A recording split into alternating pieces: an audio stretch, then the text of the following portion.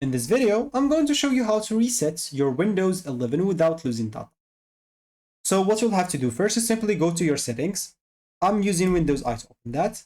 And then on this left panel, click on System. And here, we'll have to go and look for Recovery. So you can scroll down and you'll find it below Troubleshoot and below Activation as well. Once you click on Recovery, here you'll have, as an example, a lot of options. So under this recovery options, you'll have to click on reset this PC or reset PC. Once you click on that example, you can choose two options, whether you want to keep your file or remove everything. If you choose keeping my file, as example, this will remove apps and settings, but keeps your personal files. So make sure to choose this option and just follow through. So of course, once you choose like to keep your files, for me, I'm just going to click on cancel because I don't want to.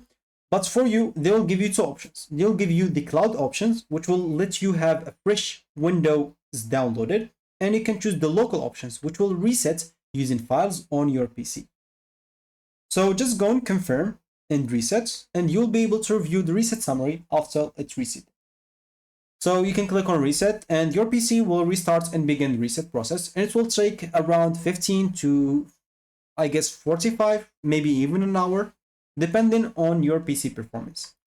So basically, it will remove all apps and settings will be removed and only your personal files will be kept. And you will need to reinstall apps afterward.